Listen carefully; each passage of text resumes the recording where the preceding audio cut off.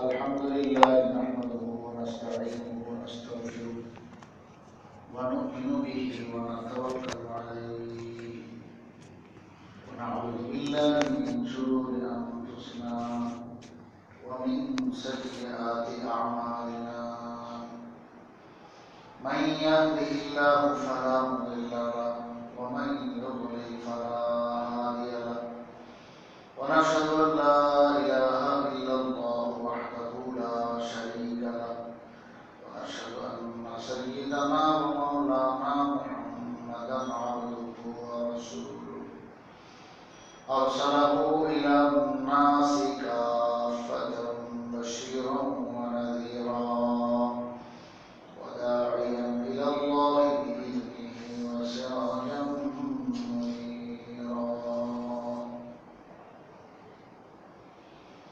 أما بعد فقد قال رسول الله صلى الله عليه وسلم أي الخلق أعجب إليكم إيمانا قالوا الملائكة قال وما لهم لا يؤمنون وهم عند ربهم قالوا فالنبيون قال وما لهم لا يؤمنون والوحي ينزل عليهم قالوا فنحن قال وما لكم لا تؤمنون وأنا بين أظهركم قال فقال رسول الله صلى الله عليه وسلم إن أعجب الخلق إلي إيمانا لقوم يكونون من بعدي يجدون صحفا فيها كتاب يؤمنون بما فيها صدق الله مولانا العظيم وصدق رسوله النبي الكريم ونحن على ذلك لمن الشاهدين والشاكرين والحمد لله رب العالمين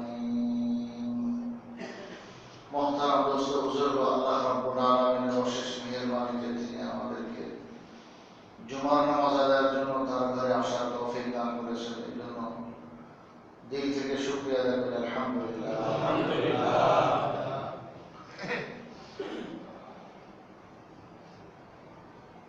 যারা নিজ তলায় বসে এই ভিতরের অংশে মাশাআল্লাহ আপনারা প্রত্যেক জমায় আগে আগেই থাকে। এই ধারাবাহিকতা যদি ধরে রাখতে পারা যায় আশা করা যায় জান্নাত সবাই আগে আগেই থাকা পুরা মসজিদ সব ভরবে কিন্তু এমন সব খালি। আমি মাত্র নাম দোতলা আমি নাম আসলে মাত্রই তো নাম সেরেফ একজন তার ঢুকতেছে দেখলাম দোতলা পুরা ফাঁকা কিছু কেউ নেই। আপনারা এই কয়জন মানুষ এইখানে এখন এই প্রতি জুমায় যে কথাগুলো বলা হয় আপনারা যারা বুঝতেছেন তো বুঝতেছেন এই কথাগুলো কত আহমিয়ত আর গুরুত্বের সাথে সকলের শোনা দরকার। আফসোস যে কথা পুরা শোনা হয় খুতবার আগ মুহূর্তে আসা হয় বরং একামত শুরু হইলে উজু করে কেউ এসে কত টাকা ছুটেও যায়। এই যদি জুমার অবস্থা জানি না আসলে আমাদের ভবিষ্যৎ ভাগ্যে কি আছে। অনেক সময় অনেক কথা বলার ইচ্ছা করি কিন্তু এই পরিস্থিতির কারণে পরে আর বলা হয় মনের কথা মনে থেকে। সপ্তাহে একদিন একটু টাইম বেশি তো এইটুকু টাইম এটা হলো নিজের ঈমান এবং আমলকে মজবুত রাখার জন্য ঠিক রাখার জন্য একেবারে এত জরুরি। মাসের জন্য পানি যেরকম জরুরি। মাছ আপনি এক সপ্তাহ ছেড়ে দেন কই মাছ সেই মাছ মাগুর মাছ শুকনা পাতিলে পানি ছাড়া থাকবে কত। তো পুরা মাস আমাদের এইভাবে যেতে থাকে। একটা দিনও একটু বয়ান শুনলাম বছর এইভাবেই শেষ হয়ে যাবে। পরে জিন্দিগি ওইভাবে শেষ হয়ে যায়। তো এটা বহুত জরুরি। জুমার বয়ানে এইবার কথা বলা হয়, আমলের কথা বলা হয়। এই ছাড়া আমল কাজে আসবে না, আমল সম্ভব না এই ছাড়া। এলেম ব্যতীত, এলেম বুঝেন তো, আল্লাহ রাসূল যেটা বলছেন, কোরআন সুন্নাহ যেটা বলে, ওটা হলো এই আসমানি। এটা ব্যতীত যদি কেউ আমল করে, তো এই আমল আমরা ধ্বংস হইব। এই আমলের দাম আল্লাহ পাকের কাছে তেমন নাই, বরং অ্যাক্সিডেন্টের সম্ভাবনা অনেক বেশি। আর এই অনুযায়ী যদি আমল হয়, তাহলে সেই আমলের দাম আল্লাহ পাকের কাছে এত বেশি যে নবীগণের পরে ওরকম এই মওলা আমলদার মানুষের মর্যাদা। নবীগণের পর আল উলামা ওয়ারাসাতুল আম্বিয়া, উলামায়ে কেরাম হলো নবীগণের ওয়ারিস, নায়েবে রাসূল, রাসূল সাল্লাল্লাহু আলাইহি ওয়াসাল্লামের নায়েব, স্থলাভিষিক্ত। তার মাকামে, তার মসনদে, মসনদ পূরণকারী। যেই মসনদে নবীগণ ছিলেন, সেই মসনদে উলামায়ে কেরাম। নবীগণ কোন ধন সম্পদ রেখে যাননি, রেখে গেছেন এই আসমানি এই। এখন এই যে যতটুকু হাসিল করেছে, বাস সে ততটুকুই কামিয়াব। যে যত বড় হিস্সা পাইছে, সে তত বড় হিস্সাওয়ালা, তত বড় ভাগ্যবান। ইলমের কথা বলতেছিলাম, আজকে এই বিষয়টা আমি বলার ইচ্ছা রাখছি, ভালো করে মনোযোগ দিয়ে শুনুন। কিন্তু হয় কি, এই যে কথাগুলো এখন বলে ফেলবো, তো শ্রোতা এই আপনারা যে কয়জন আছেন, আপনারা ভাগ্যবান, আমি আপনাদেরকে বলবো। কিন্তু কিছু মানুষ যারা শুনে না, ওই বেচারাদের দিলের জাহালত, অন্ধকার দূর হয় না, এবং হওয়ার মতন ভুলের মধ্যেই থাকে সবসময়, এবং কথাবার্তায় আদব তমিজে অনেক কিছু প্রকাশ পায়, অনেক গলত কাজের মধ্যে, গলত কথার মধ্যে, গলত ধারণার মধ্যে লিপ্ত থাকে। ইমাম বুখারী রাহমাতুল্লাহ আলাইহি বুখারী শরীফে শিরোনামে লাগাই দিয়েছেন আল ইলমু ক্বাবলা আল আমল। শিরোনাম তো বুঝেন, ইলমের অধ্যায় আছে, কিতাবুল ইলম, ইলম সম্পর্কীয় তামাম সব হাদিস, নবী করিম সাল্লাল্লাহু আলাইহি ওয়াসাল্লামের বাণী সমূহ। ওখানে একটা অধ্যায় আছে আল ইলমু ক্বাবলা আল আমল, যে আমলের পূর্বে ইলম, মানে ইলম জরুরি। কোরআন শরীফে আল্লাহ তাআলা কত সুন্দর বলেছেন, ফা'লাম আন্নাহু লা ইলাহা ইল্লাহু। এই কথা ইলমে রাখো, এই কথা জ্ঞানের ভিতরে রাখো, এই কথা ইলম অর্জন করো যে আল্লাহ ছাড়া কোনো মাবুদ নেই। তা আল্লাহ ছাড়া কোনো মাবুদ নেই একটা কথা, এই কথা জ্ঞান অর্জন করো, ফা'লাম, এই অর্জন করো। তাহলে বোঝা গেল ইলমের কথা এটা আগে, ইলম আগে, আমল হলো এরপরে।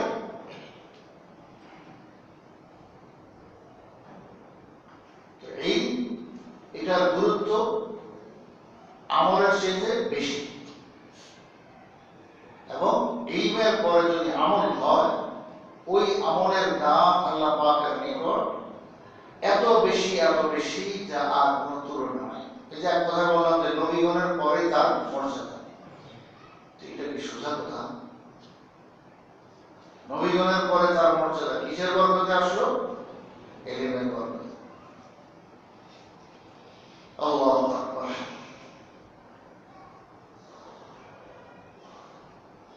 আরো হাদিসে বলা হয়েছে ফজলুল আলিম আলাল আবিদ কাফজলি আলা আদনাকুম।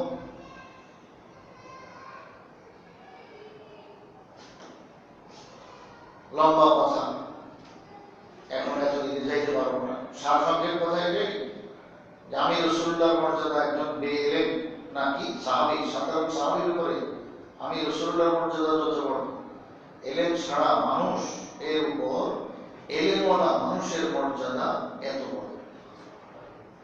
কত বড় কথা বলেছে আল্লাহু আকবার।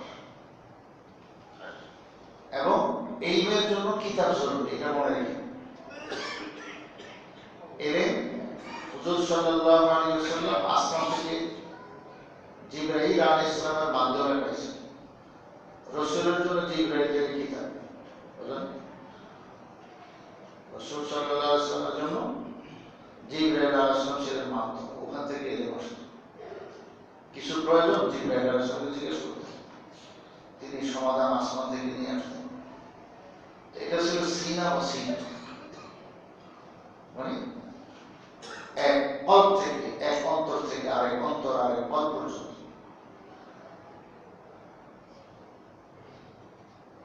একদিন থেকে বাইরিত আরেক দিন গিয়ে পৌঁছত। এই ধারাবাহিকতা রাসূল সাল্লাল্লাহু আলাইহি ওয়াসাল্লামের পরেও কিছুদিন বলবৎ ছিল, কিন্তু বেশি দিন রয় নাই। বিশেষ করে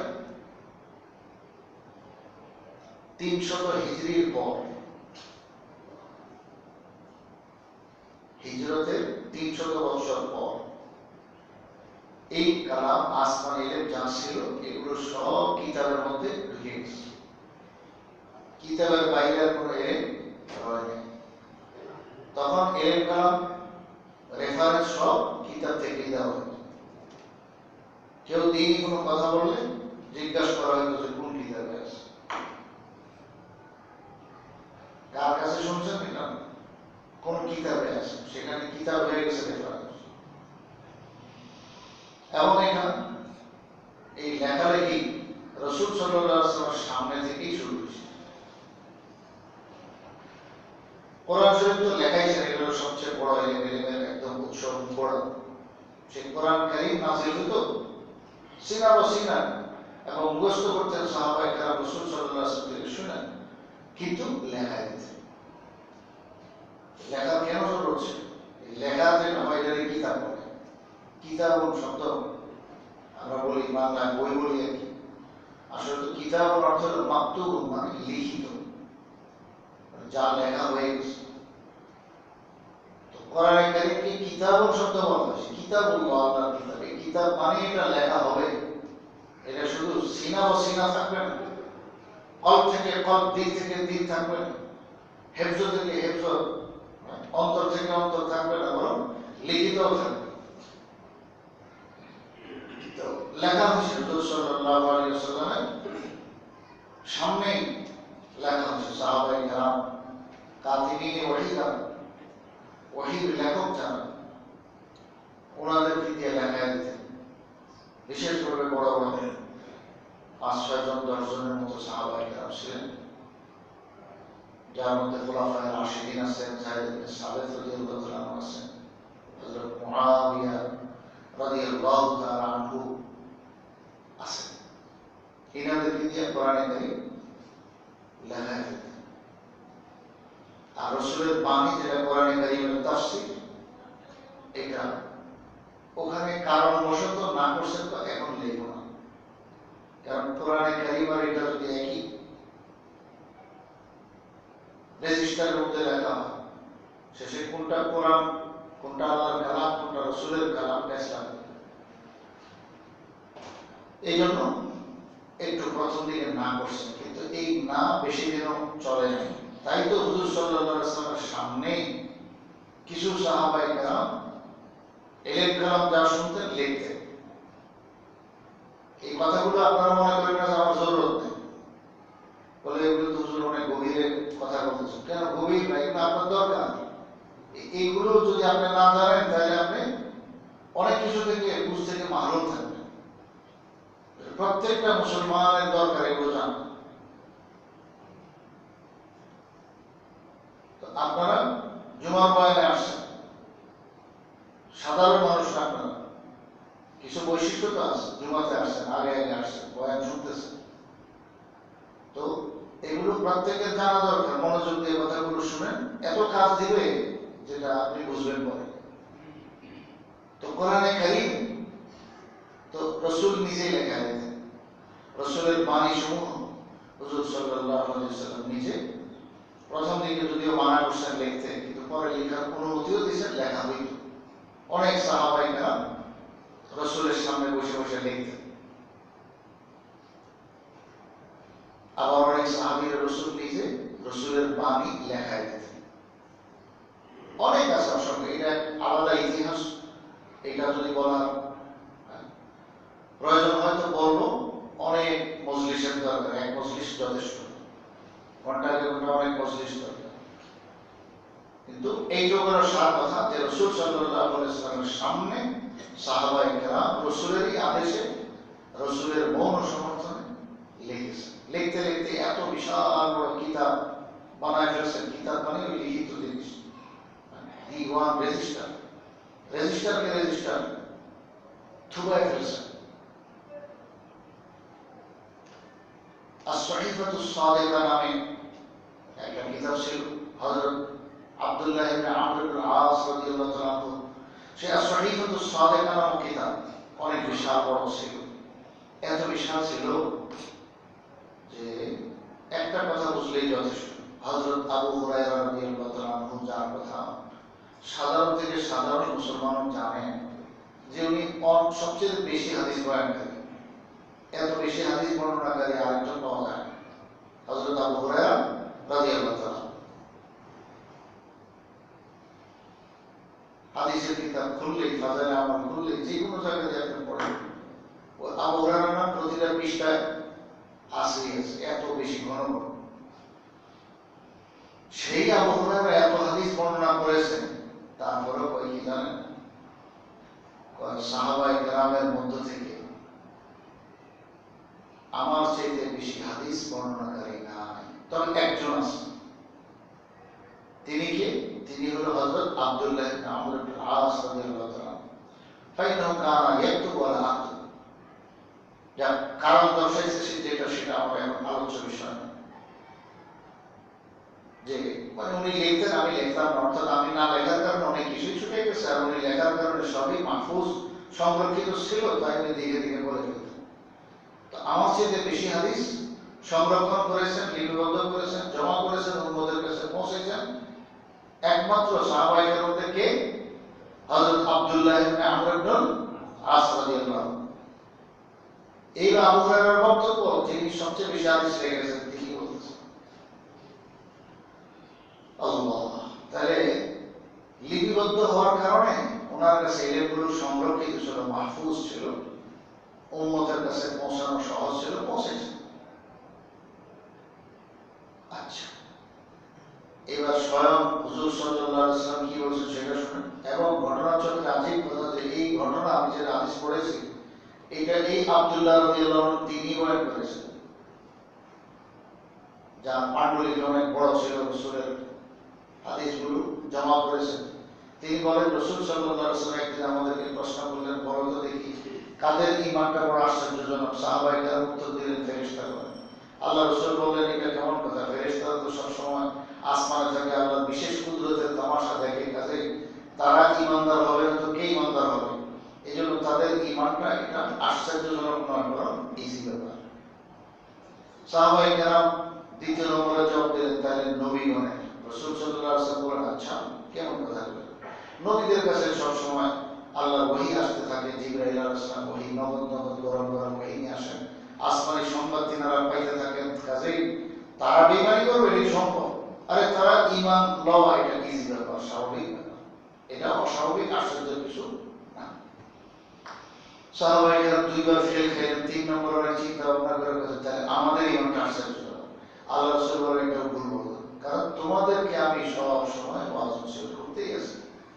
আল্লাহর কালাম নাযিল হইতেছে তোমাদের সামনে, হঠাৎ জিবরাইল আলাইহিস সালাম আয়েশা ওহী নাযিল করে যান এবং তাজা তাজা গরম গরম ওহী তোমাদের কানে সর্বপ্রথম পড়ে সেটা। ওইযা তুলিয়াত আলাইহিম যাদাতু ঈমানা, যখন এই আয়াত আছে নতুন নতুন ঈমান আরো বাড়তে থাকে। তো তোমাদের ঈমান এটা তো আশ্চর্যজনক না, এটাও স্বাভাবিক। তিনবার ফেল গেলেন সাহাবায়ে কেরাম বলেন তাইলে তো আর আমরা জানি না। হুজুর সাল্লাল্লাহু আলাইহি ওয়াসাল্লাম তখন যে কথাটা বলছেন এটা হলো আমার শোনানোর উদ্দেশ্য, ভালো করে শুনে রাখেন। হুজুর সাল্লাল্লাহু আলাইহি ওয়াসাল্লাম বলেন আমার কাছে সবচেয়ে আশ্চর্যজনক ঈমানদার ওই সমস্ত লোক, আমার উম্মতের ওই সমস্ত লোক যারা ইয়াকুলুনা মিন বাদি, আমার পরে আসবে, দুনিয়া এখন আসে নাই, মানে আমার ইন্তেকালের পর, অর্থাৎ তারা কারা? তাবেঈ। রাসূলের যুগ পর্যন্ত সাহাবায়ে কেরাম রাসূলকে যারা দেখছেন, তাহলে আমার ইন্তেকালের পর যারা আসবে তারা কারা? তাবেঈ, সাহাবীদেরকে দেখছেন। এইভাবে নিচে নাম তাবেঈ তাবেঈদেরকে যারা দেখছেন। মোল্লা আলী কারি রাহমাতুল্লাহ আলাইহি সহ হাদিসের ব্যাখ্যাকারগণ বলেন যে এখানে উদ্দেশ্য হলো কিয়ামত পর্যন্ত সমস্ত উম্মতে মুসলিমা উদ্দেশ্য যে এই উম্মতের মধ্যে কিয়ামত পর্যন্ত যত মানুষ ঈমানদার হবে সমস্ত ঈমানদারই এই হাদিসের ভিতরে উদ্দেশ্য নেওয়া হয়েছে। যে এরা আল্লাহকে তো দেখে না, দেখার প্রশ্ন আসে না দুনিয়াতে, আল্লাহর কুদরত দেখবে। রসুলকে দেখে নাই, রসুলের যোগ পায় নাই, এমনকি রসুলকে দেখনেওয়ালা সাহাবায়ে কেরাম তাদেরকেও পায় নাই, তাবেঈদেরকেও পায় নাই, তবে তাবেঈদেরকেও পায় নাই, কিন্তু ইলম কালাম আসমান থেকে যা আসছে সব কিতাব আকারে লিপিবদ্ধ ছিল। ওই লিপিবদ্ধ কিতাব এগুলো পাইই তার উপরে ঈমান আনা বসে আছে। তারা এর উপরে ঈমান আনছে, তাদের ঈমান এটার উপরে, তাদের দ্বীন শরীয়ত এটার উপরে। দ্বীন শরীয়ত টিকবে এই দ্বীনি কিতাবের দ্বারা। সবচেয়ে বড় কিতাব হলো কোরআন কারীম, যেটা লা রাইবা ফি, যার আদ্যপান্ত শুরু শেষ কোনো কারণ দিয়ে একটু তার খুঁত নাই, নিখুঁত কিতাব, আসমানি কিতাব কোরআন কারীম। 2 নম্বর রাসূল কারীম সাল্লাল্লাহু আলাইহি ওয়াসাল্লামের 23 বছরের বাণী সমূহ যা আছে, এই সব কথাবার্তা এগুলো যে কিতাবে লিপিবদ্ধ, এগুলো হলো সেই দ্বীনের আসল স্তম্ভ। এগুলো ছাড়া দ্বীন টিকবে না। এখন আমরা মাসালার প্রয়োজন হইলে, দ্বীনি বিষয় জানার প্রয়োজন হলে কার কাছে যান? আলেম ওলামাদের কাছে, মুফতির কাছে। আলেম ওলামা মুফতি এরা কোথেকে বলে? এদের কাছে ওহী আসে?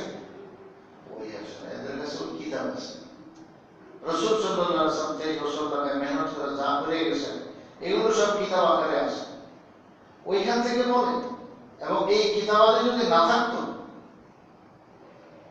এই রাসূল সাল্লাল্লাহু আলাইহি ওয়াসাল্লামের 23 বছরের ইলম কালাম এগুলো যদি লিপিবদ্ধ না হইতো, এগুলো যদি সংরক্ষিত না থাকতো, তাহলে দ্বীন ও শরীয়তের কিছুই আমরা পাইতাম না। সম্ভব। আল্লাহ তাআলা একদিকে রিজালুল্লাহ রাখছেন, আর একদিকে কিতাবুল্লাহ রাখছেন। আল্লাহর কিতাব আসমানি কিতাব, রাসূলের বাণী সমূহ সম্বলিত কিতাব, এগুলো রাখছেন যে একদিকে, আর একদিকে হলো ব্যক্তি। সেই রাসূল সাল্লাল্লাহু আলাইহি ওয়াসাল্লামের সময় থেকে আজ পর্যন্ত সেই ব্যক্তি বিশেষ এরা আছে, এদের বলে রিজালুল্লাহ, মানে যারা আল্লাহর লোক। রিজালুল্লাহ হচ্ছে আল্লাহর লোক। কার লোক? আল্লাহ তাআলার লোক। এরা সোজা ভাষা আল্লাহর লোক কার? মানে যাদের কাছে আল্লাহ ও তার রাসূলের সমস্ত দ্বীন শরীয়ত আমলীভাবে আছে, তার ইলমে আছে, আমলে আছে। তো ইলম অর্জন করেছে এবং সেই মোতাবেক আমল আছে, এরা হলো রিজালুল্লাহ। তো এরকম রিজাল, এরকম ব্যক্তি বর্গ আল্লাহ তাআলা শুরু থেকে আজ পর্যন্ত রাখছেন, কিয়ামত পর্যন্ত রাখবেন। সূরা ফাতিহাতে আমরা প্রতিদিনই প্রতি ওয়াক্তে প্রত্যেক রাকাতে আমরা দোয়া করতেছি ইহদিনাস সিরাতাল মুস্তাকিম, আল্লাহ সহজ সরল পথ দেখাও। লগেই কইতেছি কি সিরাতাল লাযিনা আনআমতা আলাইহিম, যে আল্লাহ তোমার অনুগ্রহ প্রাপ্ত লোকদের রাস্তায় আমাদেরকে পরিচালিত করো। তো মুনআম আলাইহিম, আনআমতা আলাইহিম, যাদের উপরে তোমার অনুগ্রহ নিয়ামত দেওয়া হয়েছে, এরা কারা? এরা হলো নবীয়িন, সিদ্দিকীন, শুহাদা, সালিহিন, মানে এক কথায় সমস্ত নেক মানুষগুলো। এই নেক মানুষগুলোই হলো মুনআম আলাইহিম, আল্লাহর পক্ষ থেকে অনুগ্রহ প্রাপ্ত। এদের পথে পরিচালিত করো। তো এদেরকে আল্লাহ রাখবেন এবং তাদের পথে পরিচালিত করার জন্য দোয়া করা হয়েছে। তো কিয়ামত পর্যন্ত এরকম অনুগ্রহ প্রাপ্ত একটা দল, একটা জামাত থাকবে যাদের সিনাতে ইলম আছে এবং শারীরিক বাহ্যিক সবটার মধ্যে আযাব জামার অঙ্গ প্রত্যঙ্গ দ্বারা আমল আছে। তো সিনাতে ইলম আছে আর বাহ্যিকতার মধ্যে আমল আছে। ইলম আর আমল দুইটা সমন্বয় দেয়। আর কিতাব, কাগজের কিতাব, সেটা ডকুমেন্টের জন্য লাগবে, ওটা ছাড়া চলবে না। কারণ আমলের মধ্যে ত্রুটি হইতে পারে, ব্যক্তি মানুষ হিসেবে ত্রুটি থাকতে পারে।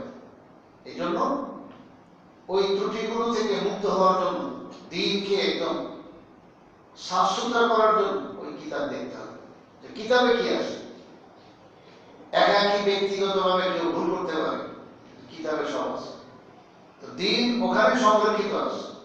ইন্না নাহনু নাযালনা যিকরা ওয়া ইন্না লাহু লাহাফিজুন, আল্লাহ তাআলা বলেছেন কোরআনে কারীম আমি নাযিল করেছি এবং এটার হেফাজত আর সংরক্ষণের দায়িত্ব আমি রব্বুল আলামিন দিলাম। ওয়া ইন্না লাহু লাহাফিজুন, হেফাজতের দায়িত্ব আল্লাহ কিন্নাদায় বসে। এইভাবে এটার বহিঃপ্রকাশ হলো এইভাবে যে আল্লাহ তাআলা অসংখ্য পাহারাদার লাগাই দিয়েছেন দ্বীনের, যে যাদের সিনাতে এই ভরা এবং বাহ্যিকে আমল আছে। তাহলে এই মাসে আমল আছে, উভয়টা এরা হলো আসল দ্বীনের পাহারাদার। যার কাছে শুধু আমল আছে, এলেম নাই। এলেম বলে আমল, এলেম ছাড়া কি আর হয়? কিছু আছে আন্দাজত হয়, আর এলেম মোতাবেক আমল হলে আমল আছে। এখন যদি এলেম না থাকে, বাড়তি এলেম না থাকে, তাহলে যার কাছে বাড়তি এলেম যত কম, তত তার মর্যাদা এই দিক দিয়ে কম হবে। যার কাছে যত বেশি এলেম থাকবে, তার মর্যাদা কিন্তু বেশি হবে। এলেমের কারণে মর্যাদা বাড়ে। আল্লাহু আকবার। অনেক মানুষের ভিতরে এটা ঢুকে যে আমলই তো উদ্দেশ্য, এলেম দিয়ে কি করবো এবং কিতাব দিয়ে কি করবো। ভুল বলছেন আপনি, ভুল বলছেন।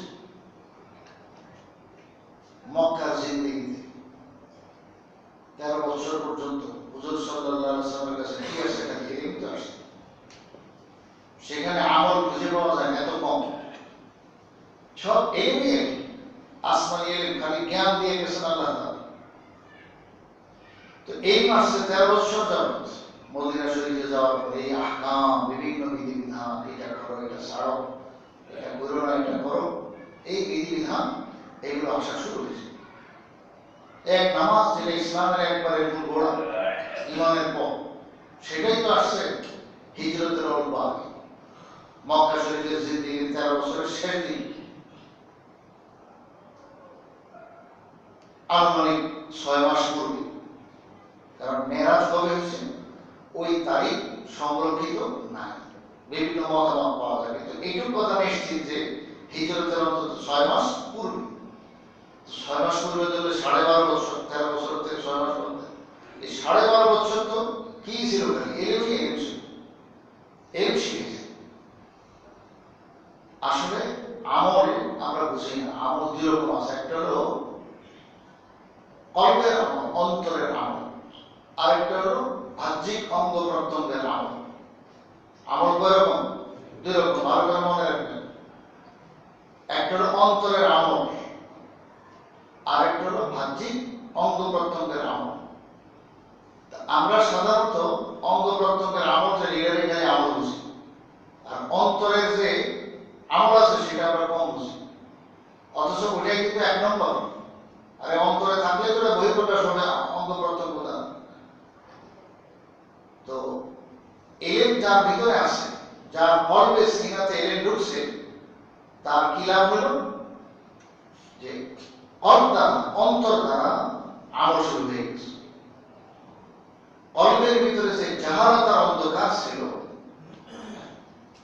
অজানার অজ্ঞতার কারণে যে জুলমতার অন্ধকার ছিল, এই মাসার কারণে সেই অন্ধকার দূর হয়ে গেছে। তাইলে তার কল্পের যে দায়িত্ব ছিল এই অর্জন করা, সেটা তার হয়ে গেছে। আমল কিন্তু শুরু হয়ে গেছে ওখান থেকে। এটা হলো কল্পের আমল। এরপরে যেটা বাস্তবে আযা ও জাওয়ারিহ, মানে অঙ্গ প্রত্যঙ্গ দ্বারা যেটা ঘটানোর দরকার সেটা ঘটানো। নামাজ পড়া ফরজ, এটা অন্তরে ধারণ করবে। তাহলে নামাজ সম্পর্কীয় এই অর্জন করা, এটা হলো অন্তরের এলেম অর্জন হয়ে গেল। এবং অন্তরের এইটুকু আমল তো হলো যে নামাজ পড়া ফরজ, অন্ধকার দূর হইল, কল্পের আমল এখানে এসে গেল।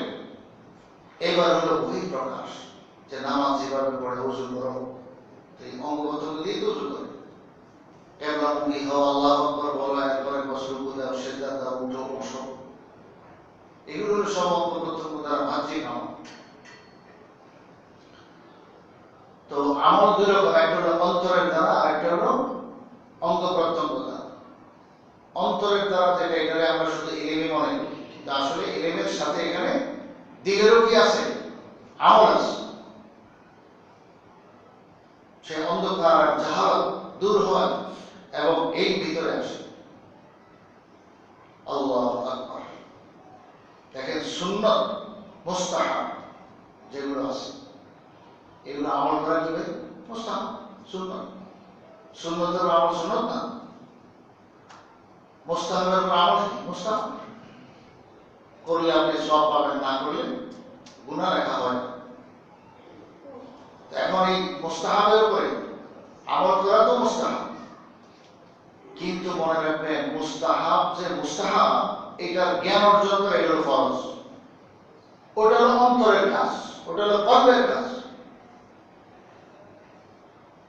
সুন্নত মুস্তাহাবের উপরে আমল করা হলো সুন্নত মুস্তাহাব, কিন্তু সুন্নত কোনটা মুস্তাহাব কোনটা, এটা একদম পুরো দুধকে দুধ পানিকে পানি আলাদা করে বোঝা, ওটা হলো ফরজ আইন, ওটা ফরজ। ওই ফরজ আদায় করলে, এই অর্জন করলে, তাহলে করবেন ফরজ আদায়, এরপরে আমল বাকি থাকলো, সেটা তো মুস্তাহাব পর্যায়ে। তাহলে সুন্নতের উপর আমল করা সুন্নত, মুস্তাহাবের উপর আমল করা মুস্তাহাব, কিন্তু মুস্তাহাবের এই অর্জন করা, কোন কোনটা মুস্তাহাব কোন কোনটা সুন্নত, এই জ্ঞান অর্জন করা, যেটা এই দিন, এটাই ফতোয়া ফরজ, এটাই দিন, এটাই দিন, ওটা অর্জন করা ফরজ। আল্লাহু আকবার। আরেকটা কথা মনে রাখবেন, ফরজ আদায় করলে কি পরিমাণ সওয়াব। যখন এখানে শুনলেন মুস্তাহাবের ইলম অর্জন করা, এটা হলো ফরজ, আর মুস্তাহাবের আমল যেটা আমরা বুঝি, সেই আমল অঙ্গ প্রত্যঙ্গ দ্বারা করা, সেটা হলো মুস্তাহাব। দুইটার মধ্যে তফাৎ অনেক বেশি। ফরজ আদায়ের মাধ্যমে আল্লাহ পাকের নৈকট্য অনেক বেশি লাভ হয়, এত বেশিতে এটার দ্রুতগামিতা রিক্সার তুলনায় মনে করেন রকেট। তো রিক্সা দিয়েও গন্তব্যে যাওয়া যাবে, আর রকেট দিয়েও যাওয়া যাবে। তো কতটা বেশ, সে রকেট সেকেন্ডে চলে যায়, কমপক্ষে 12 মাইল, 12 মাইলের নিচে রকেট চলে যাবে সেকেন্ডে, মিনিটও না, ঘন্টা না, প্রতি সেকেন্ডে 12 মাইল থেকে তার গতি আরো উপরে থাকে, সেকেন্ডে এত। আর রিক্সা তো এত ব্যস্ত আছে। এখন মুস্তাহাব কোনটা, ফরজ কোনটা, সুন্নত কোনটা, এগুলোর জ্ঞান অর্জন করে, এটা হলো ফরজ। আর মুস্তাহাব যেটা, সেটার আমল তো মুস্তাহাবই। আসল ফরজ যদি আদায় করে, সে এই অর্জন যদি করে, তাহলে ফরজ আদায় করবে, মুস্তাহাবের ইলম অর্জন করবে। এই ফরজ আদায়ের দ্বারা আল্লাহ পাকের নৈকট্য তার এত বেশি লাভ হবে, যেটা রকেটের মতো দ্রুত সে আল্লাহ পাকের কোরব আর নৈকট্য লাভ করতে পারে। আল্লাহু আকবার। তো বোঝা গেল ইলমের প্রয়োজনীয়তা আমলের চাইতে অনেক অনেক অনেক বেশি, এবং খাঁটি ইলম অনুযায়ী, সহিহ ইলম অনুযায়ী অল্প আমল এটা মানুষকে এত উপরে নিয়ে যায়, যেটা এরকম থুকরে থুক কাটিয়ে কাটিয়ে আমল দিয়েও ওইটুকু পৌঁছা যাবে না। আল্লাহু আকবার। কিয়ামতের দিন আল্লাহ রাব্বুল আলামিন অনেকগুলো প্রশ্ন করবেন। লা তাযালু কদমা ইবনে আদম হাত্তা ইউসআল আন খামসিন। হাদিস শরীফে আছে, বনি আদমের 2 পা নাড়াতে পারবে না হাসরের ময়দানে, যতক্ষণ পর্যন্ত তাকে 5টা প্রশ্নের উত্তর সে যতক্ষণ না দিতে পারে, যতক্ষণ 5টা প্রশ্ন না করা হবে এবং সে উত্তর না দিবে। তো 5 প্রশ্নের মধ্যে একটা এটাও, যে কি ইলম অর্জন করেছো, আর একটা হলো যে কি আমল করেছো। তো এলেম অর্জন করেছে, এটা একটা সুয়াল হবে, একটা প্রশ্ন হবে আসরের ময়দানে। এলেম অর্জন করছে কিনা, আর সেই মোতাবেক আমল করছে কিনা। আমলের প্রশ্নের পরে অনেকে ভাবেন যে এলেম শিখলেই তো ঝামেলা, আমল করতে হবে, আর না করলে আল্লাহর কাছে প্রশ্নের সম্মুখীন হবে, কাছে এলেমই শিখতাম না। আর এই তো ডবল গুণাতে লিপ্ত, সে ডবল বুঝলেন, ডবল আসামি। এলেমও শিখতে হবে, আমলও করতে হবে। এখন যে এলেম শিখছে আমল করার সে এক ধাপ আগে আসে। তার প্রশ্ন তো একটা হবে, যাচ্ছে এলেম শিখছো ঠিক আছে, আমল কেন বললাম? আর এখানে যে এলেমও শিখলেন তার তো সুয়ার করা হবে দুইটা। তো এলেমও শিখলেন, আমল তো করেই, তো ডবল শাস্তি, ডবল বুঝলেন, ডবল না। এই এমন এক দৌলত, এটাই নবীগণের সম্পদ। আসমান থেকে 23 বছর লাগে এই এলেমে আসছে, অন্য কিছু আসে। আল্লাহু আকবার। হুজুর সাল্লাল্লাহু আলাইহি ওয়াসাল্লামের এত মর্যাদা, এত মর্যাদা, এর পিছনে রহস্য রয়ে গেছে। এলেম সবচেয়ে বেশি, এলেম সবচেয়ে দামি সম্পদ। এই এলেম যা সিরাতে যত বেশি থাকবে সে তত দামি। আমাদের নবী করিম সাল্লাল্লাহু আলাইহি ওয়াসাল্লাম হলেন সমস্ত নবীগণের সর্দার, এবং উচিত আউয়ালিন ওয়াল আখিরিন তিনি বলেছেন যে আউয়ালিন ও আখিরিন মানে যত আছে আগের পিছের সমস্ত মানুষের সিরাতে জাহের পিছে আল্লাহ তাআলা এক, আমি মুহাম্মদ রাসূলুল্লাহকে সবচেয়ে বেশি ইলম দান করেছেন। ওনার সিরাতে ইলম সবচেয়ে বেশি ছিল। আনা আ'লামুকুম বিল্লাহ বলেছেন রাসূল সাল্লাল্লাহু আলাইহি ওয়াসাল্লাম। আ'লামুকুম বিল্লাহ মানে আল্লাহ সম্পর্কে। এখানে আল্লাহ মানে আল্লাহ, খালি আল্লাহ না, মানে আল্লাহ ও তার আদেশ, নিষেধ, দ্বীন, শরীয়ত সবকিছু সম্পর্কে। আনা আ'লামুকুম বিল্লাহ, তো আল্লাহ সম্পর্কে, আল্লাহর দ্বীন সম্পর্কে আমি সবচেয়ে বেশি জ্ঞানী, আমার চেয়ে বড় জ্ঞানী আর কেউ নাই। রাসূল সাল্লাল্লাহু আলাইহি ওয়াসাল্লামের একটা বড় বৈশিষ্ট্য এটা যে আল্লাহ তাআলা ওনার সিনাতে ইলম ভরে দিয়েছেন।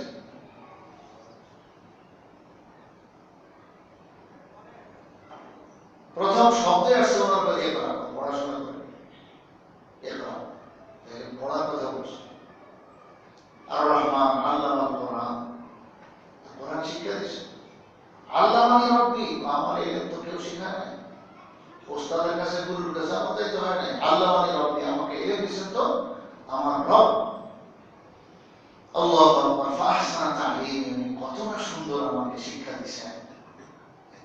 তো এই আল্লাহ পাকের সিফাত। ফাওকা কুল্লি যী ইলমিন আলীম, ইলমের সবচেয়ে বড় উৎস হলো আল্লাহ রাব্বুল আলামিন। ইলম ওখান থেকে বিতরণ হয়। এখন আল্লাহ তাআলা মাখলুকাতের মধ্যে সবচেয়ে বেশি ইলম দান করেছেন রাসূল করিম সাল্লাল্লাহু আলাইহি ওয়াসাল্লামকে। ওনার সিরাতে ইলম বেশি ছিল। এই ইলমের দাম সবচেয়ে বেশি। ইলমের সাথে আমল হলে তখন এই আমলের দাম আল্লাহ পাকের কাছে এত বেশি যে আর কোনো তুলনা নাই। আল্লাহু আকবার। আর এই থাকবে কোথায়, সংরক্ষিত কোথায়? কাগজের পাতায়, যারা আমরা বলি কিতাব। এই কিতাবের মাধ্যমেই আল্লাহ তাআলা দ্বীন শরীয়ত হেফাজত করেছেন।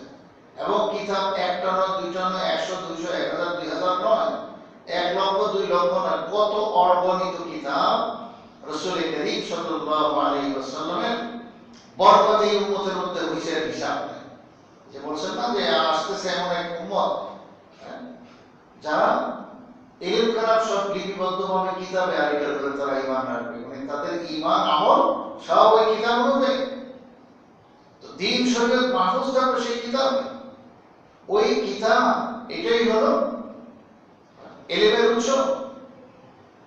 এটার উপরে আমার উম্মত ঈমান রাখবে এবং দ্বীন শরীয়তের হেফাজতের মাধ্যম যেরকম ব্যক্তি এরকম তার সঙ্গে কিতাব। শুধু ব্যক্তিও না, আবার শুধু কিতাবও না, দুটোই পাশাপাশি আল্লাহ তাআলা রাখবেন। তাহলে এই উম্মতের মধ্যে কিতাব সবচেয়ে বেশি হবে, এটা রাসূলের ভবিষ্যৎবাণী। কিতাব ছাড়া আপনি কি বলবেন আর কি তালিম করবেন, কতক্ষণ আপনি শিখবেন আর শিখাইবেন, এটা সম্ভব হবে। বরং একদম একটা মাসালা যে কেউ যদি কিতাব দেখে বলে আর কেউ মুখস্থ বলে, গ্রহণযোগ্যতা বেশি কোনটা? কিতাব দেখে বলে। আল্লাহ কি বলবো, এই একটা মশলা যদি আমি বলতে চাই তাহলে আমার কয় ঘন্টা সময় ধরবে। এই একটা মশলা, এই না, সারমর্ম কথা এইটুকু।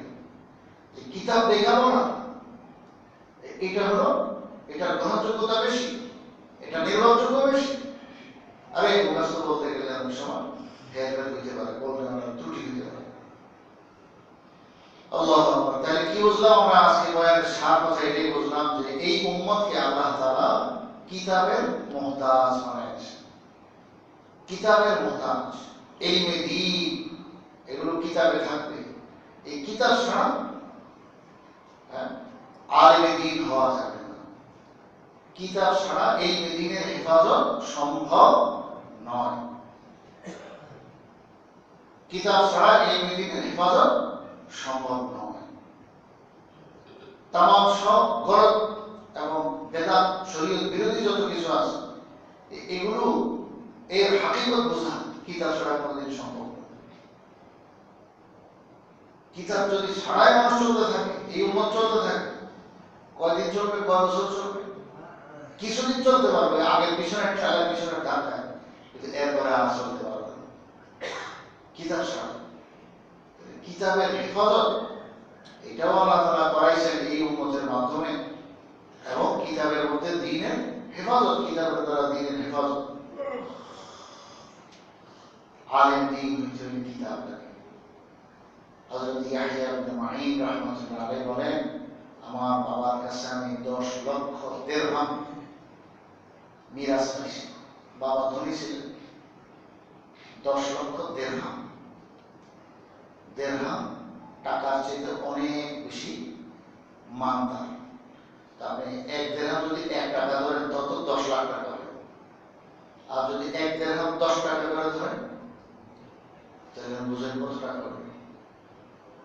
এত কোটি কোটি টাকা বর্তমান হিসাবে, এত কোটি কোটি টাকা আমি আমার বাবার মারা যাওয়ার পর তার ওয়ারিশি সম্পদ হিসাবে পাইছি। হযরত ইয়াহইয়া ইবনে মাঈন রাহমাতুল্লাহ আলাইহি বলেছেন যে এই 10 লক্ষ দিরহাম পুরাটাই আমি এই মদিনা হাসিল করার জন্য খরচ করে ফেলেছি। এবং তিনি বলেন যে আমি নিজ হাতে আল্লাহ রাসূলের বাণী সমূহ 10 লক্ষ বাণী আমি নিজ হাতে লিখেছি। ওই হাতে লেখা মানে কিতাব তৈরি করা, কিতাব তৈরি করেছে। ইলমে দ্বীনের জন্য কি জান ফেলা করছে। মওত আল্লাহ এমন ভাবে দিয়েছেন, মদিনা শরীফে ইন্তেকাল হয়েছে তখন হুজুর সাল্লাল্লাহু আলাইহি ওয়াসাল্লামকে যে তখতির উপরে গোসল দেওয়া হয়েছিল, সেই তখতি, সেই কাঠের টুকরা, সেই তক্তা, এটা ছিল মদিনা শরীফে সংরক্ষিত মসজিদে নববীতে। সেই তখতির উপরে হযরত ইয়াহইয়া ইবনে মাঈন রাহমাতুল্লাহ আলাইহি গোসল দেওয়া হয়েছে। এবং সমস্ত উলামায়ে কেরাম বলতেছেন, হ্যাঁ, রাসূল সাল্লাল্লাহু আলাইহি ওয়াসাল্লামের দ্বীনের হেফাজত করার কারণে, আল্লাহ রাসূলের বাণী সমূহ সংরক্ষণ করার কারণে, আল্লাহ রাসূলের কথাবার্তা লিপিবদ্ধ করার কারণে, এই দ্বীনের জন্য মেহনত করার কারণে, এইটার জন্য মেহনত করার কারণে আজকে তার এই মর্যাদা, যে যেই তখতির উপরে রাসূল সাল্লাল্লাহু আলাইহি ওয়াসাল্লামকে শোয়া গোসল দেওয়া হয়েছে, আজকে সৌভাগ্য যে ওই তখতির উপরে ইয়াহইয়া ইবনে মাঈন রাহমাতুল্লাহ আলাইহি গোসল হইতেছে। এরপরে জান্নাতুল বাকিতে ওনার দাফন হয়েছে। ইলম কত বড় দৌলত যদি আমরা বুঝতাম। অনেক মানুষ না বোঝার কারণে অনেক কিতাব দেখলে অনেকের মেজাজ গরম হয়। আসলে এই জগৎ সম্পর্কে আমরা সবাই বলতে অজ্ঞ, কোনো খবরই রাখি না। কেউ আছে একটু হয়তো পড়াশোনা করেন তো বাংলা 2-4টা বই পুস্তক পড়ে মনে করেন আমি দ্বীনের বহুত কিছু জেনে ফেলছি, শিখে ফেলছি। আরে ভাই, ইলম যে কি বড় বিশাল ময়দান, কিতাবাতের জগৎ যে কত বড় বিশাল, এটা যদি আপনি খবর পান তো আপনি জ্ঞান ঠিক রাখা, কুসমাজ ঠিক রাখা আপনার মুশকিল হবে। আল্লাহু আকবার। এই দ্বীনের হেফাজত কিতাব ছাড়া সম্ভব নয়। সারা দুনিয়ায় কত কিতাবে পর্যন্ত লেখা হয়েছে এবং হবে। यतीमे के नाम करदा करना दुरुस्त कुतुब खानाए चंदे मिलन खुशूस। शेख सादी रहमतुल्लाह अलैहि সুন্দর কথা বলেছেন। আর এই यतीम ছিল মুহাম্মদ রাসূলুল্লাহ সাল্লাল্লাহু আলাইহি ওয়াসাল্লাম को बात পড়তেও জানে না। যে বেলটা পড়েন মা আমি পারি, আমি পড়তে জানি না, আমি তো আনপড় উম্মি মানুষ। কিন্তু এই यतीम মুহাম্মদ রাসূলুল্লাহ সাল্লাল্লাহু আলাইহি ওয়াসাল্লাম এমন ইলম আসমান থেকে উম্মতের সামনে লিপিবদ্ধ করায় দিয়ে গেছেন কিতাব। 1 নম্বর কোরআন শরীফ লেখা গেছেন, 2 নম্বর তার বাণী সমূহ আব্দুল্লাহ ইবনে আমর ইবনে আস রাদিয়াল্লাহু আনহুর মাধ্যমে আর কত সাহাবীর মাধ্যমে লেখছেন, লেখাইছেন, লেখার অনুমোদন দিয়েছেন। এই লেখার মাধ্যমে এই দুনিয়াতে ইলমের এত বিশাল বড় জগৎ আসছে যে হায় অন্যান্য জাতিরা তাকাই থাকে। মুসা আলাইহিস সালাম মত, ঈসা আলাইহিস সালাম মত, মানে ইহুদি নাসরানি খ্রিস্টান বলে, তো এরা তাকাই থাকে যে এগুলো কি। মুসলমান আল্লাহর বান্দারা খবর রাখেন, এটা এই উম্মতের বৈশিষ্ট্য যে আল্লাহ রাসূলের বৈশিষ্ট্য যে আমাদের প্রত্যেকটা কথা সনদের ডকুমেন্ট রাসূল সাল্লাল্লাহু আলাইহি ওয়াসাল্লাম পর্যন্ত আছে এবং রাসূল সাল্লাল্লাহু আলাইহি ওয়াসাল্লামের বাণী সমূহ কিতাব আকারে আছে। আসমানি ইলম সব কিতাব আকারে লিপিবদ্ধ আছে। এই কিতাবাদির জগৎ এত বিস্তৃত যার কোনো কোন কিতাবে নাই। আল্লাহু আকবার। এই সব রাসূলুল্লাহ সাল্লাল্লাহু আলাইহি ওয়াসাল্লাম সেই ইতিম মানুষটার বরকত। আল্লাহু আকবার। তো ইলম এখন সব 300 হিজরির পরে লিপিবদ্ধ কিতাব আকারে আছে। এই কিতাব ছাড়া কোনোদিন আলেম দ্বীন হইতে পারে না, কোনোদিন মুফতি হইতে পারে না, কোনোদিন দ্বীনের ধারাবাহক হইতে পারে না। এবং ইলম যতক্ষণ থাকবে এতক্ষণে দ্বীন সঠিকভাবে থাকবে, নাইলে দ্বীন তার সিরাতুল মুস্তাকিমের উপরে চলবে না, সঠিক লাইনে চলবে না, বেলাইন হয়ে যাবে। দ্বীন সংরক্ষিত থাকবে না, দ্বীন এর মধ্যে বিগাড় পয়দা হবে, দ্বীনের মধ্যে হেরফের এসে যাবে। আল্লাহু আকবার। শেষ একটা কথা বলি, আমরা অনেক সময় মনে করি যে স্কুলে, কলেজে, ভার্সিটিতে পড়াশোনার জন্য অনেক টাকা পয়সা লাগে, বই পুস্তক লাগে, আর মাদ্রাসা পড়ার জন্য লিল্লাহ, নামে লিল্লাহ বলে লিল্লাহ। মনে রাখবেন, এই গলত ধারণা, এই ভুল ধারণা নিয়ে থাকবেন না। আপনি আপনার সংশোধন করুন, নিজের মনকে দুরুস্ত করুন, বুঝুন ভালো করে। মাদ্রাসায় পড়ার জন্য একজন আলেম দ্বীন, খাঁটি আলেম দ্বীন হওয়ার জন্য এত পরিমাণ টাকার প্রয়োজন যেটা দুনিয়ার অন্য কোন লাইনে প্রয়োজন। মনে রাখবেন, একজন খাঁটি আলেম দ্বীন হওয়ার জন্য তার কত কিতাব পড়াশোনা করার দরকার হয়, কত কিতাব পড়াশোনা লাগে, কত কিতাব সংগ্রহ করার প্রয়োজন পড়ে, কত কিতাব কেনার প্রয়োজন পড়ে, এটা শেষ নাই। শুনলেন না, ইয়াহিয়া ইবনে মাঈন রাহমাতুল্লাহ আলাইহি 10 লক্ষ দিরহাম পাইছেন, সবটাই ইলমে দ্বীনের জন্য খরচ করেছেন। ওই সময় 10 লক্ষ দিরহাম, এখন কত কোটি কোটি টাকা। সত্যিকার একজন আলেম দ্বীন হওয়ার জন্য এত খরচের দরকার আছে। এবং কোন কাজে খরচ হবে? ওই কিতাবের কাজে। এখন দ্বীন মাহফুজ হলো, সংরক্ষিত হলো কিতাবের মধ্যে, তো সেই কিতাব কিনতে হবে, পড়তে হবে, ইত্যাদি। সময় অনেক বেশি হয়ে গেছে, যাই হোক, আমি আমার মূল যে বক্তব্য সেটাতে আসি। আশা করি আপনারা বিষয়টা বুঝছেন। তাইলে কিতাবাদি ছাড়া মাওলানা মৌলবি হওয়া সম্ভব নয়। আর যদি কিতাববাদে মুন্সি হয়, মাওলানা হয়, তাহলে এই মৌলবির কোনো দাম নেই, এই তো বেকার। সুতরাং কেউ যদি কোনো আলেম দ্বীনের কাছে কিতাব দেবে না, যদি মনে করেন এত কি দরকার, আমল হয়ে দিতে হবে। হ্যাঁ, এটা আমল হইলে আমল কোথেকে আসবে? খাঁটিভাবে আসবে কোথেকে? এই কিতাব থেকেই আসবে। কিতাব ছাড়া কাজ হবে না।